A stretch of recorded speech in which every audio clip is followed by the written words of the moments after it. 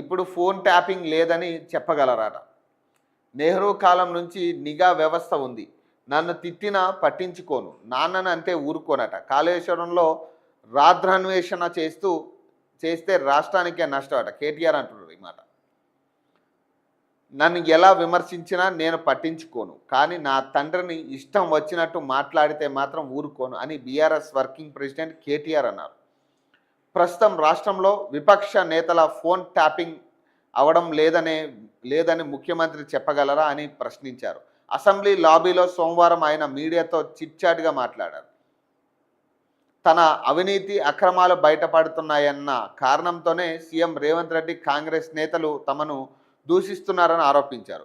Media ముందు కేసీఆర్ లేవనెత్తిన ప్రశ్నలకు సమాధానాలు చెప్పలేక బూతులు మాట్లాడుతున్నారన్నారు. తెలంగాణ తెచ్చిన నాయకుడిగా కేసీఆర్ పట్ల తెలంగాణలో ఉన్న ప్రతి ఒక్కరికి గౌరవం ఉంటుందని కేటీఆర్ చెప్పారు.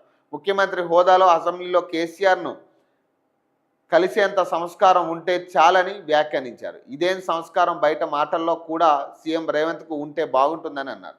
ప్రస్తుతం రాష్ట్రంలో విపక్ష నేతల ఫోన్ ట్యాపింగ్ చేయడం లేదని సీఎం రేవంత్ రెడ్డి చెప్పగలరా అని కేటీఆర్ ప్రశ్నించారు. ఫోన్ ట్యాపింగ్ చేయకపోతే అధికారులు ఎందుకు ఖండించడం లేదని నిలదీశారు. గూఢాచారి వ్యవస్థ నెహ్రూ కాలం నుంచి ఉందని కేటీఆర్ చెప్పారు. రాష్ట్రంలో శాంతి భద్రతల పరిరక్షణ కోసమే ఈ వ్యవస్థ పనిచేస్తుందని అన్నారు. నిఘా వ్యవస్థ ఎలా పనిచేస్తుందో అధికారులు ముఖ్యమంత్రికి వివరించారని చెప్పారు.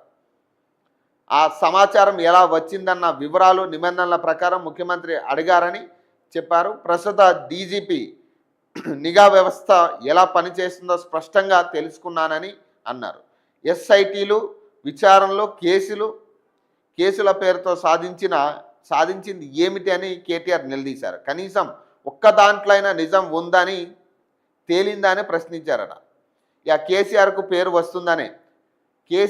పేరు వస్తుందన్న భయంతో తన పాత బాస్ చంద్రబాబుకు కోపం వస్తుందన్న అనుమానంతో రేవంత్ పాలమూరు రంగారెడ్డి ప్రాజెక్టును నిర్లక్ష్యం చేస్తున్నారు అని ఆరోపించారు. పోలవరం ప్రాజెక్టు గురించి 70 ఏళ్ల నుంచి వింటున్నామని, కానీ ఇప్పటికీ అది పూర్తి కాలేదని గుర్తు చేశారు. కాళేశ్వరం ప్రాజెక్టు మాత్రం కేసీఆర్ హయాంలోనే పూర్తి అయిందని అన్నారు. కాళేశ్వరంలో రంధ్రాన్వేషణ చేస్తే రాష్ట్రానికి నష్టం జరుగుతుందనే తప్ప రాజకీయంగా తమకేమీ నష్టం లేదని అన్నారు.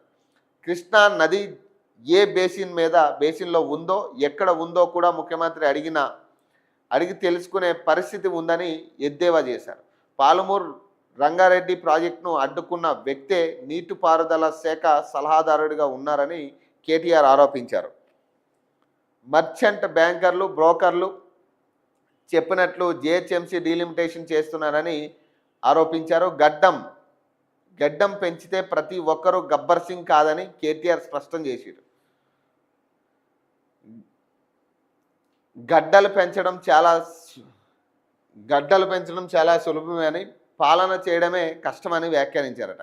గడ్డం మీసాలు లేవని సీఎం రేవంత్ రెడ్డి అన్నది తనను కాదని రాహుల్ గాంధీని రాజీవ్ గాంధీని అని కేటీఆర్ పేర్కొన్నారు.